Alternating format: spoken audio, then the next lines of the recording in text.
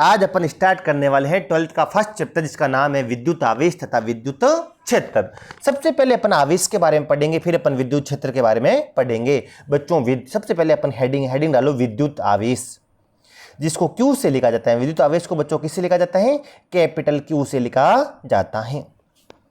बच्चों क्या होता है, जब भी कोई वस्तु पर आवेश आता है तो उसके अंदर एक गुण अपने आप उत्पन्न हो जाता है। वो क्या गुण होता है उसके बारे में अपन बात करेंगे। जब भी किसी वस्तु पर आवेश आएगा तो वो अपने चारों ओर एक क्षेत्र उत्पन्न करता है, विद्युत क्षेत्र। स्तर आवेश तो आपको मैंने बताया था लास्ट क्लास में, स्तर आवेश अपने चारों ओर क्या उत्पन्न करता है? विद्युत क्षेत्र। जबकि गतिशील आवेश विद्युत भी उत्पन्न करता है और चुंबकीय क्षेत्र भी उत्पन्न करता है। उदासीन वस्तुएं विद्युत और चुंबकीय क्षेत्र बच्चों उत्पन्न नहीं करती हैं जब वस्तु पर आवेश आ जाता है। आवेश आता कैसे वो मैं आगे बताऊंगा। वस्तुएं इलेक्ट्रॉनों को त्याग कर या ग्रहण करके आवेशित होती हैं। जब वस्तु इलेक्ट्रॉन को त्यागती है तो धनावेशित होती है और इलेक्ट्रॉन को ग्रहण करती है तो क्या हो जाती है बच्चों? ऋणावेशित। जैसे ही कोई वस्तु उदासीन से आवेशित होती है तो उसके पास एक गुण आ जाता है। कौन सा गुण आता है सर? कि वो वस्तु अपने चारों ओर एक क्षेत्र उत्पन्न करती है। अगर वो वस्तु रुकी हुई है तो वो अपने चारों ओर केवल विद्युत क्षेत्र उत्पन्न करती है, और अगर कोई वस्तु गतिशील है तो वो अगर कोई वस्तु पर आवेश है और वो गति कर रही है तो विद्युत क्षेत्र के साथ साथ चुंबकीय क्षेत्र भी उत्पन्न करती हैं। ये आपको मैंने लास्ट क्लास में समझाया था। बच्चों अच्छे से सुनना। उदासीन वस्तु में गुण नहीं होता है विद्युत क्षेत्र उत्पन्न करने का और चुंबकीय क्षेत्र उत्पन्न करने का।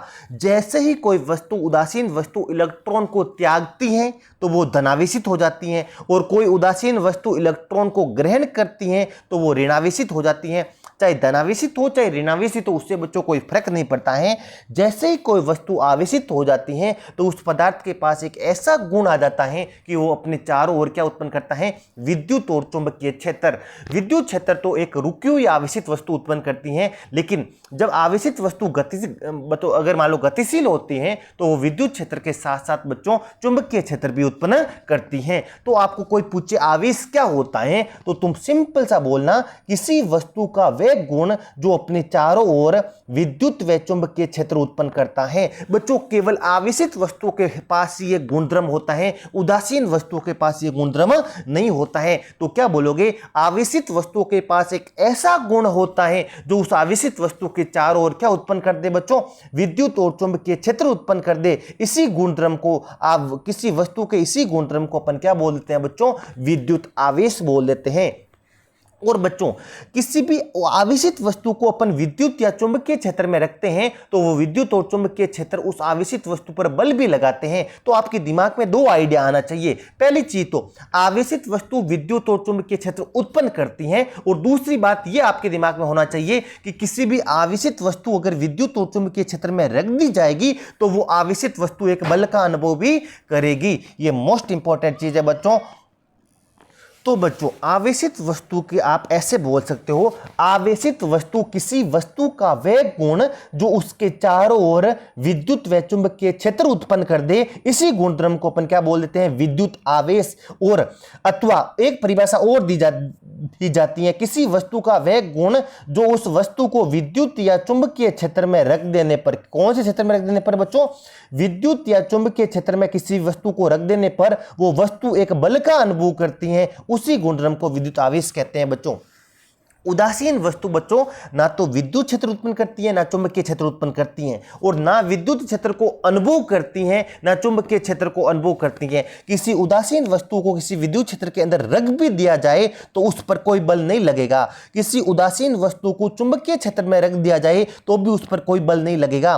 यह बल महसूस करना और विद्युत और चुंबकीय क्षेत्र उत्पन्न करना केवल एक आवेशित वस्तु का गुणधर्म है। तो सबसे पहले इंपॉर्टेंट चीज, आवेश क्या होता है? तो बोलोगे किसी वस्तु का वह गुण जो उसके चारों ओर विद्युत और चुंबकीय क्षेत्र उत्पन्न कर दे, विद्युत आवेश कहलाता है। या एक परिभाषा और दी जाती है, किसी वस्तु का वह गुण जो उस वस्तु को विद्युत और चुंबकीय क्षेत्र में रखने पर उस वस्तु पर एक बल कार्य करेगा। वो वस्तु एक बल का अनुभव करेगी। वो किसके कारण अनुभव करेगी? आवेश के कारण अनुभव करेगी। आवेशित वस्तु को विद्युत क्षेत्र में रखो चाहे चुंबकीय क्षेत्र में रखने पर वो आवेशित वस्तु एक बल का अनुभव करती है, वो बल किसके कारण अनुभव करती हैं? आवेश के कारण। अगर वस्तु पर आवेश नहीं होगा तो बल का अनुभव नहीं करेगी, आवेशित होगी। कोई भी आवेशित वस्तु अपने चारों ओर विद्युत और चुंबकीय क्षेत्र उत्पन्न भी करती हैं और विद्युत और चुंबकीय क्षेत्र में रखने पर बल का अनुभव भी करती हैं। इंपॉर्टेंट चीज है बच्चों, ये चीज आपको आनी चाहिए। जैसे मैं आपको एक चीज समझाता हूं बच्चों, क्या होता है, मैंने जो भी समझाया, ये मान लो कोई उदासीन वस्तु है। कैसी वस्तु है? उदासीन, एकदम न्यूट्रल बॉडी है। उदासीन का मतलब बच्चों कुछ नहीं होता है, इसके अंदर प्रोटॉनों की संख्या और इलेक्ट्रॉनों की संख्या आपस में क्या होगी बच्चों? बराबर होगी। मान लीजिए इसके अंदर प्रोटॉन भी 20 हैं और इलेक्ट्रॉन भी कितने हैं बच्चों? 20 हैं। कितने 20 हैं? इलेक्ट्रॉन भी 20 है और प्रोटॉन भी कितने हैं? 20 है। एक प्रोटॉन पे आवेश होता है +E, तो 20 प्रोटॉनों पे कितने आवेश हो जाएंगे बच्चों? +20C। और 20 इलेक्ट्रॉनों पे कितने आवेश हो जाएगा? -20C। एक इलेक्ट्रॉन पे आवेश होता है -20, तो 20 इलेक्ट्रॉनों पे कितना हो जाएगा बच्चों? -20C। और तुम कहोगे सर बॉडी के अंदर तो न्यूट्रॉन भी होते हैं। बच्चों न्यूट्रॉन पे कोई आवेश होता नहीं है, और जब प्रोटॉन और इलेक्ट्रॉनों की संख्या बराबर हो जाती है तो कुल आवेश आपस में कैंसिल होकर वस्तु का कुल आवेश कितना हो जाता है बच्चों? 0। और ऐसी वस्तु को अपन कौन सी वस्तु बोल देते हैं? उदासीन वस्तु बोल देते हैं। जब मान लीजिए कि इस वस्तु ने 5 इलेक्ट्रॉन त्याग दिए। कितने इलेक्ट्रॉन त्याग दिए बच्चों? 5 इलेक्ट्रॉन त्याग दिए। तब इसके पास बच्चों प्रोटॉन तो अभी भी कितने हैं? 20। इलेक्ट्रॉन कितने हो जाएंगे? 15। तो इसके पास पॉजिटिव चार्ज तो अभी भी कितना बचेगा बच्चों? +20E। नेगेटिव कम होकर कितना हो जाएगा? -15E। तो बच्चों +20 और -P, और न्यूट्रॉन पे तो कोई आवेश होता नहीं है, 0 होते हैं। तो इस वस्तु पे टोटल कितना आवेश आ जाएगा बच्चों? +5E आवेश आ जाएगा। यानी ये वस्तु क्या हो गई बच्चों? धनावेशित हो गई। कोई भी वस्तु इलेक्ट्रॉन त्याग कर क्या हो जाती है बच्चों? धनावेशित हो जाती है। और इसी वस्तु ने अगर मान लीजिए यही वस्तु अगर 5 इलेक्ट्रॉन ग्रहण कर ले, कितने इलेक्ट्रॉन ग्रहण कर ले? 5 इलेक्ट्रॉन, तो प्रोटॉनों की संख्या तो अभी भी कितनी है बच्चों इसके पास? 20। इलेक्ट्रॉन कितने हो जाएंगे? 25। पॉजिटिव चार्ज अभी भी इसके पास कितना है? +20E। लेकिन नेगेटिव कितना हो जाएगा? -25E, क्योंकि इलेक्ट्रॉन पे आवेश -E होता है। और आपको पता है E की वैल्यू होती है 1.6 × 10⁻⁻19 कूलम। और न्यूट्रॉन भी होते हैं, पर न्यूट्रॉन पे कोई आवेश नहीं होता है। कुल मिला के वस्तु पर कितना आवेश आ जाएगा? -5E। और वस्तु क्या हो जाएगी बच्चों? ऋणावेशित हो जाएगी। आपको यह पता होना चाहिए, कोई भी वस्तु इलेक्ट्रॉन त्याग के धनावेशित होती हैं और इलेक्ट्रॉन ग्रहण करके क्या होती हैं बच्चों? ऋणावेशित हो जाती हैं।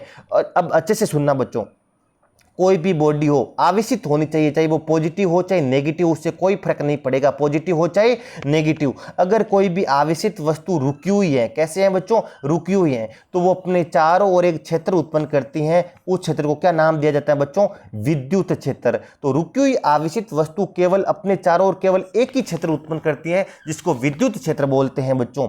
अगर कोई भी आवेशित वस्तु मान लो गतिशील है, क्या है बच्चों? आवेशित वस्तु अगर गतिशील है, गति कर रही है, तो वो अपने चारों 2 प्रकार के क्षेत्र उत्पन्न करनी है। कितने प्रकार के क्षेत्र उत्पन्न करती है बच्चों? 2 प्रकार के क्षेत्र उत्पन्न करती हैं। विद्युत क्षेत्र तो उत्पन्न करती है, उसके साथ साथ एक क्षेत्र और उत्पन्न करती हैं जिसको चुंबकीय क्षेत्र बोला जाता है। तो कोई भी आवेशित वस्तु अपने चारों ओर क्या क्या उत्पन्न करती हैं बच्चों? विद्युत क्षेत्र। और एक क्षेत्र उत्पन्न करती हैं। कौन सा क्षेत्र उत्पन्न करती हैं बच्चों? चुंबकीय क्षेत्र। कौन सा क्षेत्र उत्पन्न करती हैं? चुंबकीय क्षेत्र। तुम कहोगे सर कोई भी वस्तु गति 2 प्रकार से कर सकती हैं। अगर वस्तु नियत वेग से गति कर रही है बच्चों, कैसे वेग से गति कर रही है? नियत वेग से। नियत वेग एकदम बिल्कुल कांस्टेंट वेग। नियत वेग होगा तो त्वरण कितना हो जाएगा बच्चों? 0 हो जाएगा। यानी ऐसी वस्तु जो नियत वेग से गति कर रही है वो अपने चारों ओर क्या उत्पन्न करती हैं बच्चों? विद्युत क्षेत्र और चुंबकीय क्षेत्र उत्पन्न करती हैं। तुम कहोगे सर अनियत वेग से भी तो गति कर सकती है। मैंने कहा हाँ, यानी परिवर्ती वेग से भी तो कोई आवेशित वस्तु गति कर सकती है। मैं कहूंगा हाँ। ये मान लो कोई आवेशित वस्तु है, ये भी क्या कर रही है बच्चों? गति कर रही है। लेकिन कैसे वेग से गति कर रही है? ये बच्चों परिवर्ती वेग से गति कर रही है। गति कर रही है तो क्या कैसे गति कर रही है? परिवर्ती। तो ये अपने चारों ओर कितने प्रकार के क्षेत्र उत्पन्न करती हैं? क्या उत्पन्न करती हैं? एक क्षेत्र उत्पन्न करेगी जिसको अपन बोलेंगे बच्चों विद्युत क्षेत्र। कौन सा क्षेत्र उत्पन्न करेंगे? विद्युत क्षेत्र उत्पन्न करेगी। एक क्षेत्र और उत्पन्न करेगी जिसको अपन क्या बोलते हैं बच्चों? चुंबकीय क्षेत्र। कौन सा क्षेत्र बोला जाता है बच्चों? कोई भी परिवर्ती वेग से गतिशील वस्तु अपने चारों ओर विद्युत क्षेत्र और चुंबकीय क्षेत्र उत्पन्न करती हैं। साथ साथ कुछ तरंगे भी उत्पन्न करती हैं जिसको अपन बोला जाता है विद्युत चुंबकीय तरंगे। साथ साथ क्या उत्पन्न करती हैं बच्चों? विद्युत चुंबकीय तरंगे भी उत्पन्न करती हैं। और अगर परिवर्ती वेग से गतिशील हैं तो ऐसी वस्तु का त्वरण 0 नहीं होगा और ऐसी वस्तु को अपन त्वरित वस्तु भी बोलते हैं बच्चों। कैसी वस्तु बोला जाता है? त्वरित वस्तु। तो त्वरित वस्तु अपने चारों ओर विद्युत क्षेत्र भी उत्पन्न करती हैं, चुंबकीय क्षेत्र भी उत्पन्न करती हैं और विद्युत चुंबकीय तरंगे भी उत्पन्न करती हैं। तो अच्छे से सुनना, कोई आपको पूछे आवेश क्या है तो बोलेगा किसी वस्तु का वह गुण जो उसके चारों ओर विद्युत और चुंबकीय क्षेत्र उत्पन्न कर दे, उसी गुणधर्म को क्या बोला जाता है बच्चों? विद्युत आवेश बोला जाता है। अब मैं आपको मैं समझाता हूं। ये मान लो कोई विद्युत क्षेत्र पहले से उत्पन्न है। कौन सा क्षेत्र उत्पन्न है बच्चों? ये मान लो यहां पर इस क्षेत्र में यहाँ विद्युत क्षेत्र उत्पन्न है। कौन सा क्षेत्र उत्पन्न है? विद्युत। तो इस विद्युत क्षेत्र में अगर मैं किसी उदासीन वस्तु को रख दूं तो उस पर कोई बल नहीं लगेगा, जबकि इसी विद्युत क्षेत्र के अंदर मैं अगर किसी आवेशित वस्तु को रख दूं, कैसी वस्तु को रख दूं बच्चों?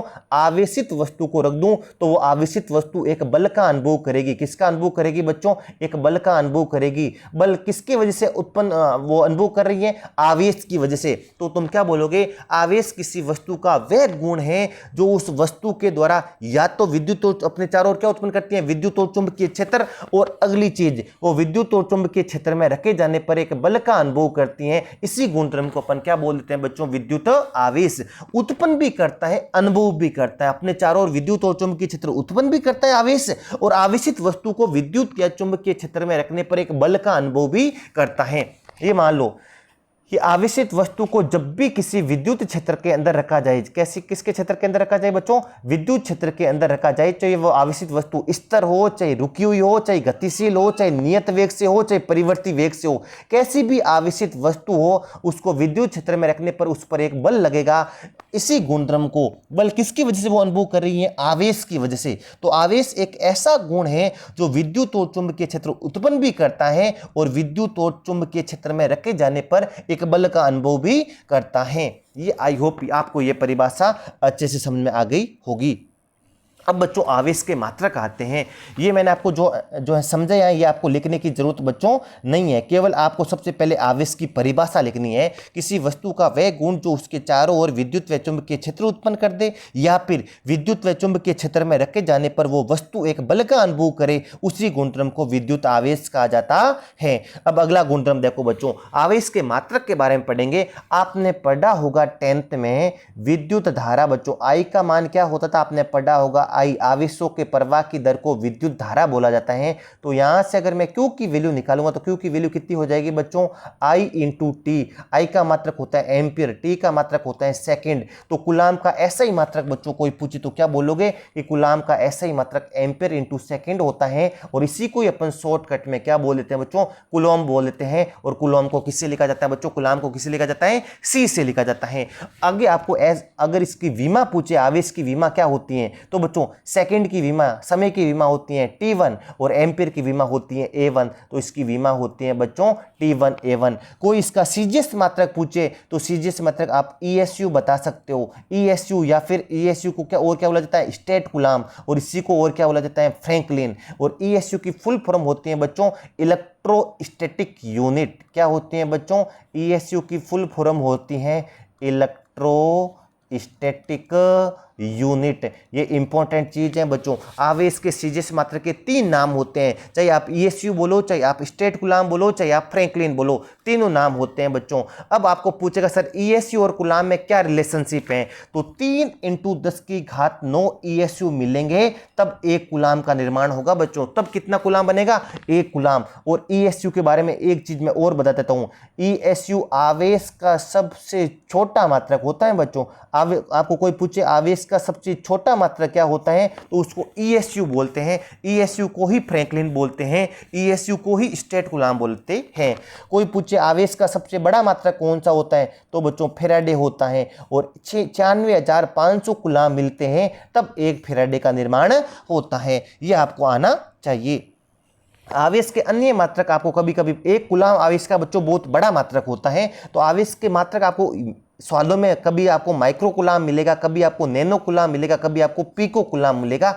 माइक्रो का मतलब होता है -6, नैनो का मतलब होता है -9 और पिको का मतलब होता है -12। और अगली चीज, आवेश एक कैसी राशि होती है बच्चों? अदिश राशि होती है। और आपको पता है अदिश राशियां बीजगणितीय योग के नियमों का पालन करती हैं जो अपन बचपन से पढ़ते आते हैं। तो आवेश एक कैसी राशि होती है बच्चों? अदिश राशि होती है। अगली चीज, आवेश कितने प्रकार के होते हैं? तो तुम बोलोगे आवेश 2 प्रकार के होते हैं। अगर कोई भी वस्तु इलेक्ट्रॉन को त्यागती है, किनको त्यागती हैं बच्चों?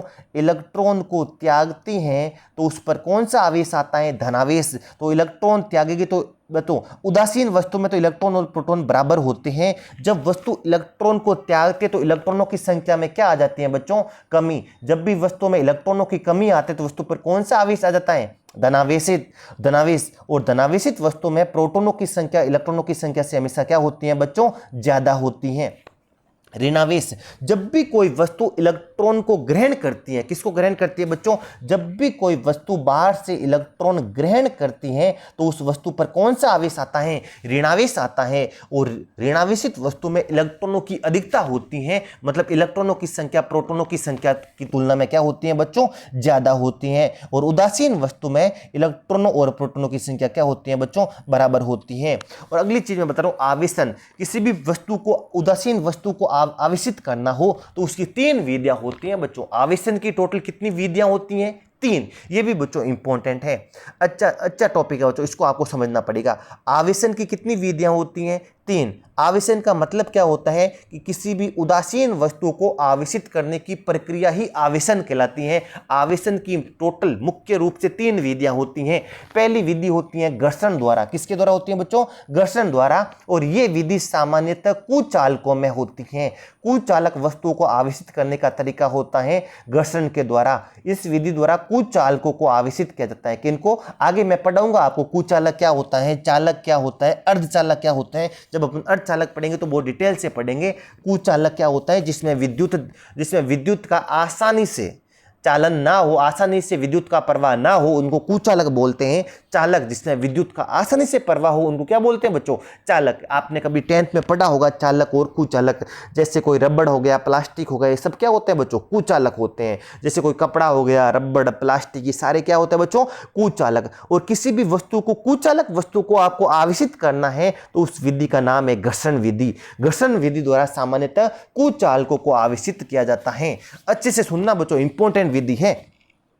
कोई आपको बोलेगा कुचालक वस्तु को आवेशित करने की सबसे बेस्ट विधि कौन सी होती है? घर्षण विधि होती है। क्या लिखा बच्चों? जब भी अपन किन्हीं 2 वस्तुओं को आपस में एक दूसरे से रगड़ते हैं तो उनके बीच में किसका स्थानांतरण होता है? इलेक्ट्रॉनों का स्थानांतरण होता है। जब भी बच्चों दो उदासीन कुचालक वस्तुओं को, मान लो मेरे पास 2 उदासीन वस्तु हैं। कैसी वस्तु है? उदासीन। और कैसी है? कुचालक। कैसी वस्तु है? कुचालक। कोई तुमको आके बोले इन पे आवेश उत्पन्न करके दिखा, इन पे क्या उत्पन्न करके दिखा? आवेश। तू कहेगा सर मेरे को पता है उदासीन वस्तु पर आवेश लाना है तो उनको घर्षण कराना पड़ेगा, एक दूसरे से रगड़ना पड़ेगा। जब भी किन्हीं 2 उदासीन कुचालक वस्तुओं को रगड़ा जाता है तो एक वस्तु तो इलेक्ट्रॉनों को त्यागती है, दूसरी वस्तु इलेक्ट्रॉनों को ग्रहण करती है। जो वस्तु इलेक्ट्रॉन त्यागती है उस पर तो धनावेश आता है, और जो वस्तु इलेक्ट्रॉन ग्रहण करती है उस पर क्या आता है बच्चों? ऋणावेश आता है। तो मोस्ट इंपॉर्टेंट विधि है बच्चों घर्षण द्वारा। घर्षण विधि क्या होती है? घर्षण के द्वारा चालन किनमें संभव होता है? कुचालकों में। कुचालक वस्तुओं को आवेशित करना है अगर आपको तो सबसे बेस्ट विधि कौन सी होती है? घर्षण होती है। जब भी किन्हीं 2 कुचालक वस्तुओं को आपस में रगड़ा जाता है तो उनके मध्य इलेक्ट्रॉनों का क्या होता है? आदान प्रदान होता है। एक वस्तु इलेक्ट्रॉन त्यागती है, दूसरी वस्तु इलेक्ट्रॉन ग्रहण करती है। जो वस्तु इलेक्ट्रॉन त्यागती है उस पर धनावेश उत्पन्न होता है, और जो ग्रहण करती है उस पर ऋणावेश उत्पन्न होता है। जितना धनावेश उत्पन्न होगा एक वस्तु पर, उतना का उतना दूसरी वस्तु पर बच्चों क्या उत्पन्न होगा? ऋणावेश उत्पन्न होगा। और इसी विधि को अपन कौन सी विधि बोलते हैं? घर्षण विधि। तो आप क्या लिखोगे? जब 2 वस्तुओं को परस्पर रगड़ा जाता है तो उनके बीच में किनका आदान प्रदान होता है? इलेक्ट्रॉनों का, जिसकी वजह से दोनों वस्तुओं पर, ये इंपॉर्टेंट चीज है बच्चों, दोनों वस्तु आपको बोलेगा दोनों वस्तु पर कैसा? विपरीत प्रकृति का आवेश उत्पन्न हो जाता है। किस प्रकृति का आवेश उत्पन्न हो जाता है? विपरीत, जो इलेक्ट्रॉन त्यागेगी उस पर तो धनावेश और जो ग्रहण करेगी उस पर ऋणावेश उत्पन्न हो जाता है और इसी विधि को बोला जाता है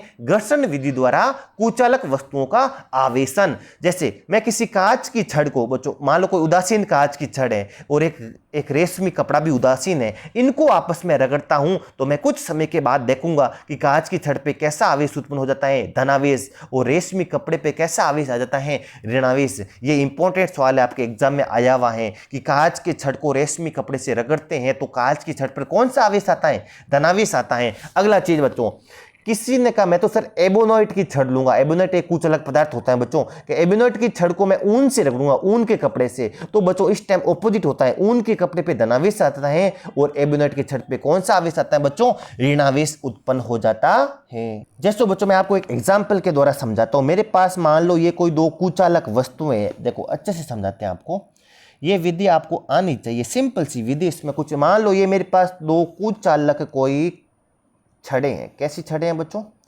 दो कुचालक छड़े हैं, एक छड़ का नाम दे दिया मैं छड़ नंबर ए और एक मेरे पास कुचालक छड़ है छड़ नंबर बी। कौन सी होगी बच्चों, दो कुचालक छड़े हैं, अच्छे से समझना बच्चों, इंपॉर्टेंट टॉपिक है। एक छड़ का नाम दे दिया बच्चों ए, दूसरी छड़ का नाम दे दिया बी, दोनों उदासीन है। उदासीन है मतलब इसके पास इलेक्ट्रॉन अगर 20 है तो प्रोटॉन भी कितने होंगे, 20। न्यूट्रॉनों की टेंशन लेनी नहीं है, न्यूट्रॉन कितने भी हो कोई फर्क पड़ेगा नहीं। उदासीन का मतलब इलेक्ट्रॉन प्रोटॉनों की संख्या क्या होगी, बराबर। ये भी उदासीन है, मान लीजिए इसके पास भी कितने इलेक्ट्रॉन है, 23, कितने प्रोटॉन है, 30। ये भी कैसी है, उदासीन, ये भी कैसी है, उदासीन। अब आपने इन दोनों को रगड़ना शुरू किया, क्या शुरू किया बच्चों, रगड़ना शुरू किया, और कुछ समय बाद आप देखते हो कि एक वस्तु ने इलेक्ट्रॉन त्यागे हैं और दूसरी वस्तु ने इलेक्ट्रॉन क्या किए हैं बच्चों, ग्रहण किए। क्या किए हैं बच्चों, एक वस्तु ने तो इलेक्ट्रॉनों का त्याग किया है, मान लीजिए कि वस्तु ए ने 5 इलेक्ट्रॉन त्यागे हैं और वस्तु बी ने 5 इलेक्ट्रॉनों को क्या किया है बच्चों, ग्रहण किए हैं। तो कुछ समय बाद आप देखोगे कि ए के पास, मान लीजिए कि ए ने 5 इलेक्ट्रॉन त्यागे हैं, तब तुम कहोगे सर ए के पास इलेक्ट्रॉनों की कमी आ जाएगी, पहले कितने इलेक्ट्रॉन थे, 20, अब कितने बचेंगे बच्चों, 15। प्रोटॉन कभी भी कोई वस्तु त्यागती नहीं है क्योंकि प्रोटॉन परमाणु के नाभिक में होते हैं और बी वस्तु के पास इलेक्ट्रॉन की अधिकता आ जाएगी, कितने इलेक्ट्रॉन हो जाएंगे, 35। प्रोटॉन अभी भी कितने बचेंगे बच्चों, 30 बचेंगे। तो बच्चों एक इलेक्ट्रॉन पे आवेश होता है -e, तो 15 इलेक्ट्रॉन पे टोटल कितना आवेश हो जाएगा बच्चों, -15e। 20 प्रोटॉनों पे टोटल कितना, +20e कुल। और बच्चों न्यूट्रॉन पे तो अपन सोचना ही नहीं, न्यूट्रॉन पे आवेश होता ही नहीं है, तो इस वस्तु पर टोटल कितना आवेश आ जाएगा, तुम कहोगे सर 5 इलेक्ट्रॉन त्यागे तो इस पर वस्तु पे आवेश आ जाएगा 5e। और e की वैल्यू आपको पता होनी चाहिए, e की वैल्यू होती है 1.6 × 10⁻⁹ कूलम। इसके पास कितने इलेक्ट्रॉन है, 35, तो कितना नेगेटिव आवेश आ जाएगा, -35e। कितने प्रोटॉन है, 30, तो कितना आ जाएगा, +30e। टोटल मिला के इस वस्तु पे कितना आवेश आ जाएगा बच्चों, -5e।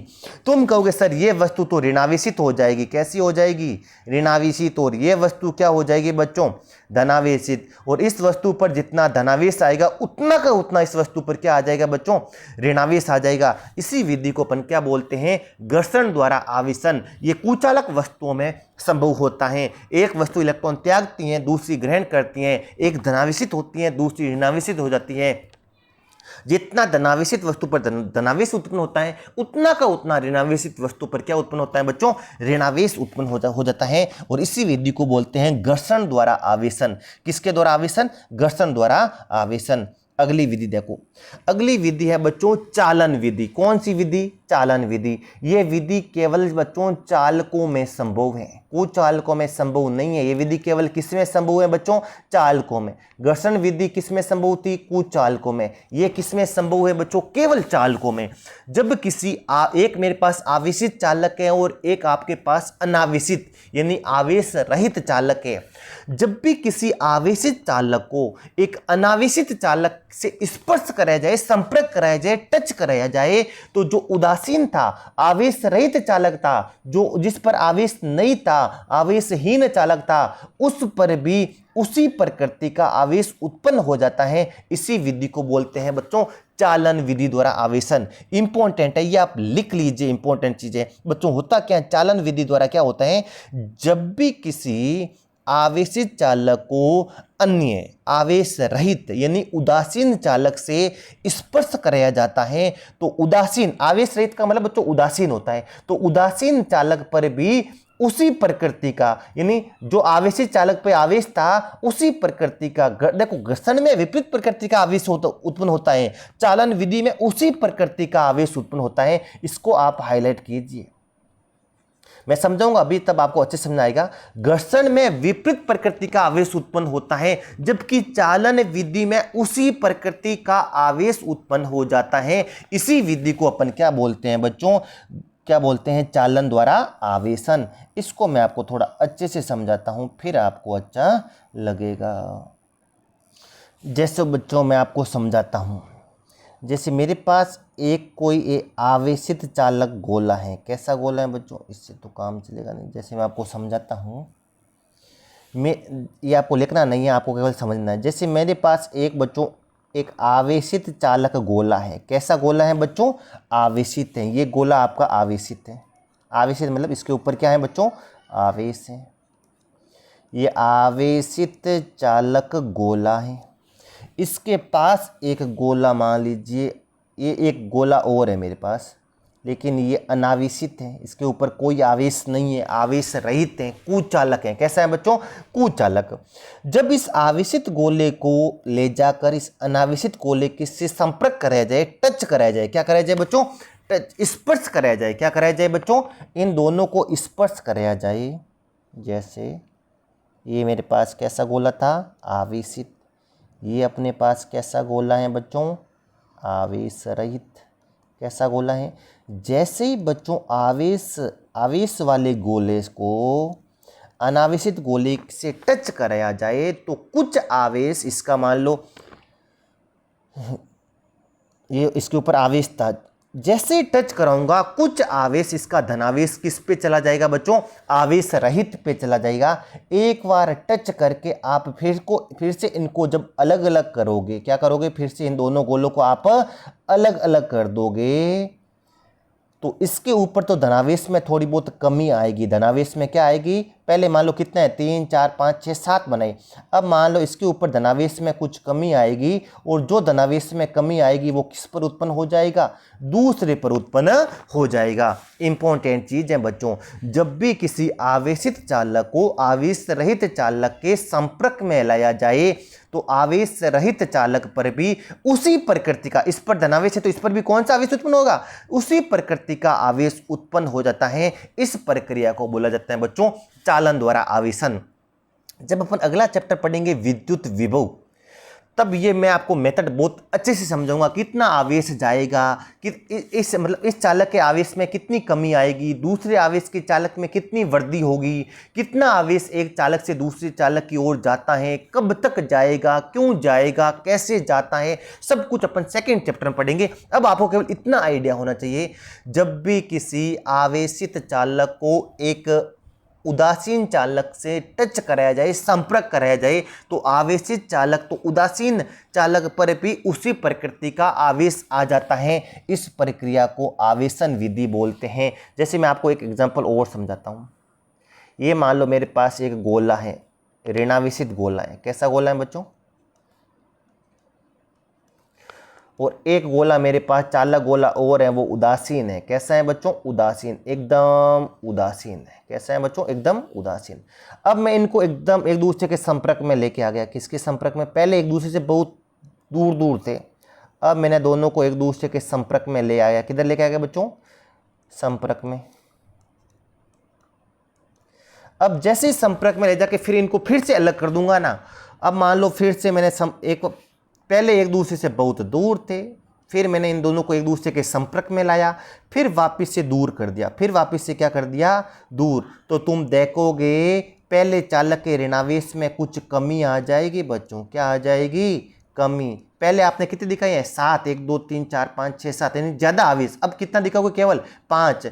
और मान लो आपने पहले 8 दिखाए थे, कितने दिखाए थे 8। अब इस पर कितना बचेगा 5, बाकी बचा ऋण आवेश कहाँ जाएगा, दूसरे गोले पर उत्पन्न हो जाएगा। ये मेथड कहलाता है चालन विधि। कौन सी विधि कहलाती है बच्चों, चालन विधि।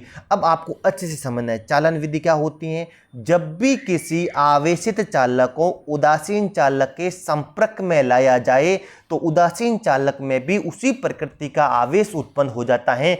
इस विधि को चालन विधि कहते हैं। आपको केवल ये इसकी परिभाषा याद होनी चाहिए, ये आपको लिखने की जरूरत नहीं है। जब भी किसी आवेशित चालक को अन्य आवेश रहित मतलब उदासीन चालक से स्पर्श कराया जाए तो उदासीन चालक पर भी उसी प्रकृति का आवेश आ जाता है, और इसी विधि को अपन क्या बोलते हैं बच्चों, चालन विधि द्वारा आवेशन। इंपॉर्टेंट चीजें आपको नोट करना चाहिए। लास्ट विधि है प्रेरण द्वारा। किसके द्वारा बच्चों, प्रेरण द्वारा। ये प्रक्रिया क्या होती है बच्चों, ये इंपॉर्टेंट है, पहले इसकी आप परिभाषा लिखो फिर मैं समझाता हूं। क्या है वे प्रक्रिया जिसमें एक तो कैसी वस्तु होगी आवेशित, एक कैसी होगी अनावेशित। अनावेशित कहो, आवेश रहित कहो, उदासीन कहो, सब एक ही चीज है।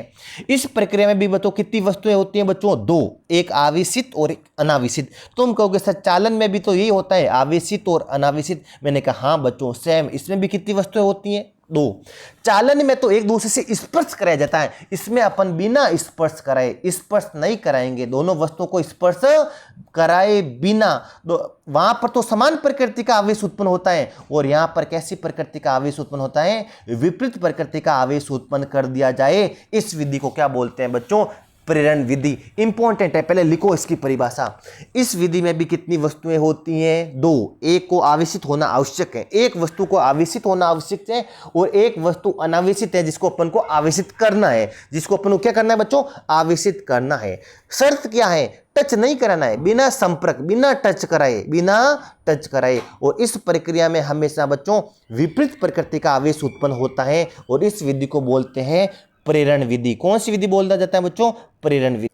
तो बच्चों पहले आप ये लिख लीजिए, क्या है वे प्रक्रिया जिसमें एक आवेशित वस्तु अनावेशित वस्तु से स्पर्श कराए बिना, स्पर्श नहीं कराना है। और इस प्रक्रिया में बच्चों कैसा आवेश होता है, विपरीत प्रकृति का आवेश उत्पन्न होता है। कैसे उत्पन्न होता है उसके बारे में बताता हूं, बस आपको केवल इसकी परिभाषा लिखनी है और एक बार समझना है। तो बच्चों देखो क्या होता है, अच्छे से सुनना। मेरे पास ये कोई उदासीन चालक गोला है। कैसा गोला है बच्चों, ये उदासीन चालक गोला है, उदासीन चालक गोला है। इसके पास मैं किसी आवेशित वस्तु को लेके आता हूं। कैसी वस्तु को लेके आता हूं बच्चों, इसके पास मैं एक आवेशित छड़ को लेके आ गया मान लीजिए। अच्छे से सुनना बच्चों, इंपॉर्टेंट विधि है ये। इसके पास मैं किसी आवेशित छड़ को लेके आ गया। कैसी छड़ को लेके आ गया बच्चों, आवेशित छड़। यहां पर भी कितनी वस्तुएं होनी चाहिए 2, एक उदासीन और एक कैसी है बच्चों, आवेशित। ये आपका एक चालक गोला है। कैसा गोला है, चालक गोला। आपको इसको आवेशित करना है। क्या करना है बच्चों, उदासीन है, इसको आपको आवेशित करना है। आपको पता होना चाहिए बच्चों चालक के पास बहुत अधिक संख्या में इलेक्ट्रॉन होते हैं, मुक्त इलेक्ट्रॉन। कौन से इलेक्ट्रॉन होते हैं बच्चों, चालक में बहुत अधिक संख्या में, यानी चालक को मुक्त इलेक्ट्रॉनों का समुद्र कहते हैं। कौन से इलेक्ट्रॉनों का समुद्र कहते हैं बच्चों, मुक्त इलेक्ट्रॉनों का समुद्र होता है चालक। बहुत अधिक संख्या में मुक्त इलेक्ट्रॉन होते हैं। जैसे ही आप धनावेशित छड़ को चालक इस उदासीन गोले के पास लाओगे तो इसके अंदर जो उपस्थित मुक्त इलेक्ट्रॉन है वो एक आकर्षण बल का अनुभव करेगा, क्योंकि ये तो छड़ कैसी है बच्चों, धनावेशित। चालक में क्या होते हैं, बहुत अधिक संख्या में मुक्त इलेक्ट्रॉन। जैसे ही आप धनावेशित छड़ को चालक के पास लाओगे तो चालक में मुक्त इलेक्ट्रॉन होते हैं। मुक्त का मतलब जो गति कर सकते हैं, जो गति करके सारे के सारे इलेक्ट्रॉन यहां पर इधर इकट्ठा होना शुरू। बताओ इससे, बताओ अलग छड़ के पास यहां पर बच्चों कौन आके इकट्ठा होना हो जाएंगे, मुक्त इलेक्ट्रॉन। कौन इकट्ठा होना, मुक्त, ये मुक्त इलेक्ट्रॉन क्या होता है चालक, ये अपन आगे बहुत डिटेल से पढ़ेंगे। आपको ये पता होना चाहिए चालक के पास बहुत अधिक संख्या में मुक्त इलेक्ट्रॉन होते हैं, लाखों करोड़ों अरबों खरबों की संख्या में। यानी चालक को मुक्त इलेक्ट्रॉनों का समुद्र कहा जाता है बच्चों। जब भी किसी चालक छड़ को जब भी किसी छड़ को चालक गोले के पास लाते हैं तो छड़ पे कैसा आवेश है, धनावेश। तो इलेक्ट्रॉन क्या करेंगे बच्चों, आकर्षण अनुभव करेंगे, क्योंकि धनावेश और ऋणावेश के मध्य कौन सा बल लगता है, आकर्षण। तो सारे इलेक्ट्रॉन इस किनारे पे आके इकट्ठा हो जाएगा और यहाँ इस किनारे पे, इस दूसरे किनारे पे इलेक्ट्रॉनों की कमी आ जाएगी। और इलेक्ट्रॉनों की कमी मतलब होता है इस पर कैसा आवेश उत्पन्न हो जाएगा बच्चों, धनावेश उत्पन्न हो जाएगा। धनावेश क्यों उत्पन्न हुआ, क्योंकि यहाँ इलेक्ट्रॉनों की कमी आ जाएगी, प्रोटॉन रहेंगे तो किसके कारण, तो यहां पर क्या उत्पन्न हो जाएगा, धनावेश। यहां इलेक्ट्रॉनों की वृद्धि हो जाएगी तो क्या उत्पन्न हो जाएगा बच्चों, ऋणावेश उत्पन्न हो जाएगा। अब आप क्या कर दो, जिस साइड आपका धनावेश उत्पन्न हुआ है उस साइड को आप ग्राउंड कर दो, भू संपर्कित कर दो। क्या कर दो बच्चों, जमीन से जोड़ दो, भू संपर्कित कर दो। और आपको पता होना चाहिए किसी भी चालक के किसी भी सिरे को भू संपर्कित करते हैं तो वो सारा आवेश जमीन में चला जाता है। कैसे जाता है वो अपन आगे बात करेंगे। ये सारा का सारा आवेश किधर चला जाएगा बच्चों, भू के अंदर, जमीन के अंदर चला जाएगा। तो चालक पर केवल क्या बचेगा बच्चों, ऋणावेश बचेगा। अब अगर मैं इस छड़ को हटा भी दूंगा तो चालक पर केवल क्या बचेगा बच्चों, ऋणावेश। और जैसे ही चालक को हटाऊंगा धनावेश तो कहाँ चला जाएगा, जमीन के अंदर। और ये ऋणावेश था इस किनारे पे, अब ये इस किनारे पे नहीं रहेगा, ये पूरे चालक पर एक समान रूप से क्या हो जाएगा बच्चों, वितरित हो जाएगा। चालक पर हमेशा आवेश एक समान रूप से क्या हो जाता है बच्चों, वितरित हो जाता है। और इस प्रकार चालक कैसा हो जाता है बच्चों, ऋणावेशित हो जाता है। क्योंकि मैं कैसी छड़ लाया था, धनावेशित। धनावेशित लाऊंगा तो ऋणावेशित उत्पन्न होगा, और ऋणावेशित छड़ लाऊंगा तो कौन सा उत्पन्न होगा बच्चों, धनावेश उत्पन्न होगा। जिसे मैं आपको समझाता हूं। अगर मैं कोई ऋणावेशित छड़ लेके आता, कैसी छड़ लेके आता, ऋणावेशित छड़। कैसी छड़ बच्चों, अगर मैं किसी, ये ऊपर वाला टॉपिक अलग है बच्चों, ऊपर वाला आपको समझा दिया, अब ये समझाओ। अगर किसी में ऋणावेशित चालक को, ऋणावेशित छड़ को किसी चालक गोले के पास लेके आता, कैसा, किसके पास लेके आता बच्चों, अच्छे से 1 मिनट आपको बताता हूं। चालक के पास लाता, तो चालक के पास बहुत अधिक संख्या में क्या होते हैं बच्चों, मुक्त इलेक्ट्रॉन।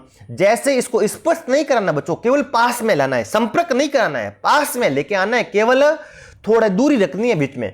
पास में इलेक्ट्रॉन, चालक में बहुत अधिक संख्या में मुक्त इलेक्ट्रॉन होते हैं। ये क्या करेंगे बच्चों, प्रतिकर्षण बल का अनुभव करेगा। और प्रतिकर्षण बल का अनुभव करेगा तो इस किनारे पे कौन सा आवेश उत्पन्न हो जाएगा बच्चों, ऋणावेश। और इस पर इलेक्ट्रॉनों की क्या आ जाएगी बच्चों, इस पर, क्योंकि यहाँ के सारे इलेक्ट्रॉन किधर भाग जाएंगे, उस तरफ भाग जाएंगे। यहाँ इलेक्ट्रॉनों की कमी आ जाएगी, मतलब कौन सा आवेश उत्पन्न हो जाएगा बच्चों, धनावेश उत्पन्न हो जाएगा। और इस साइड को, इस सतह को अगर मैं ग्राउंड कर दूंगा, क्या कर दूंगा बच्चों, भू संपर्कित कर दूंगा, तो ये सारा आवेश कहाँ चला जाएगा, ग्राउंड में। और केवल कौन सा आवेश बचेगा बच्चों, पॉजिटिव। और जैसे ही मैं इस छड़ को हटा दूंगा तो ये बचा हुआ पॉजिटिव चार्ज इस चालक पर एक समान रूप से क्या हो जाएगा बच्चों, वितरित हो जाएगा। अर्थात चालक कैसा हो जाएगा, धनावेशित हो जाएगा। आपको एक चीज अभी आपको ये छोटी, अभी पूरा आपने पढ़ा नहीं है तो कुछ चीजें आपको समझ में नहीं आएगी, लेकिन आपको ध्यान रखना है। कभी भी किसी चालक की जिस सतह को अपन भू संपर्कित करते हैं वो सारा आवेश कहाँ चला जाता है, जमीन के अंदर। और जैसे ही मैं इस छड़ को हटाऊंगा, पहले मैं इसके लेके आया था, पास में लेके आया था, अब जैसे ही हटाऊंगा तो इसके ऊपर जो बचा हुआ पॉजिटिव चार्ज है वो हमेशा एक चालक की सतह पर एक समान रूप से क्या हो जाता है बच्चों, वितरित हो जाता है। जैसे यहाँ पर नेगेटिव चार्ज एक समान रूप से वितरित हुआ, यहाँ पर कौन सा चार्ज हो जाएगा, पॉजिटिव। और इस विधि को बोला जाता है बच्चों प्रेरण द्वारा आवेशन। किसके द्वारा आवेशन, प्रेरण के द्वारा आवेशन। और इसके बाद में आप एक नोट डाल दीजिए, बाकी अपन पढ़ेंगे, आवेश के गुणधर्म अपन कल पढ़ेंगे। पहला नोट, अगर कोई भी आवेशित वस्तु है, कैसी वस्तु है बच्चों, आवेशित वस्तु, चाहे धनावेशित हो चाहे ऋणावेशित हो, उससे कोई फर्क पड़ेगा नहीं। अगर कोई आवेशित वस्तु रुकी हुई है, मतलब गति कर नहीं रही है, कैसी है, रुकी हुई है, तो वो अपने चारों केवल एक क्षेत्र उत्पन्न करेगी। केवल कौन सा क्षेत्र उत्पन्न करेगी बच्चों, वो अपने चारों ओर केवल कौन सा क्षेत्र उत्पन्न करेगी, विद्युत क्षेत्र। दूसरा नोट लिखो, यदि कोई आवेशित वस्तु है, कैसी वस्तु है बच्चों, वस्तु को आवेशित चाहे धनावेशित हो चाहे ऋणावेशित हो उससे कोई फर्क, गति कर रही हैं कैसे वेग से, नियत वेग से गति कर रही हैं। कैसे वेग से गति कर रही हैं, नियत, तो वो अपने चारों ओर विद्युत क्षेत्र तो उत्पन्न करेगी ही करेगी, उसके साथ साथ क्या उत्पन्न करेगी बच्चों, चुंबकीय क्षेत्र। तीसरा नोट डालो, अगर कोई कैसी वस्तु है बच्चों, आवेशित वस्तु है, वो कैसे वेग से गति कर रही हैं, परिवर्ती वेग से गति कर रही हैं। कैसे वेग से गति कर रही हैं, परिवर्ती वेग से गति कर रही हैं। परिवर्ती मतलब त्वरित वेग, परिवर्ती वेग मतलब त्वरण जीरो नहीं होता, ऐसी वस्तु को बोला जाता है बच्चों त्वरित वस्तु है। कैसी वस्तु है बच्चों, त्वरित वस्तु है। वो अपने चारों ओर क्या क्या उत्पन्न करेगी, विद्युत क्षेत्र, उसके साथ साथ क्या उत्पन्न करेगी, चुंबकीय क्षेत्र, उसके साथ साथ और क्या उत्पन्न करेगी, विद्युत चुंबकीय तरंगे भी उत्पन्न करेगी। तो बच्चों इस लेक्चर के लिए इतना ही, इतना आप पढ़ना, हजम करना। अगली क्लास में अपन पढ़ेंगे विद्युत आवेश के गुणधर्म, जो कि मोस्ट इंपॉर्टेंट हैं, जहां से सवाल बनने के फुल चांस हैं, और आवेश के बारे में इतना आपको हल्का खासा आइडिया होना चाहिए। तो इस लेक्चर के लिए इतना ही। Thank you so much.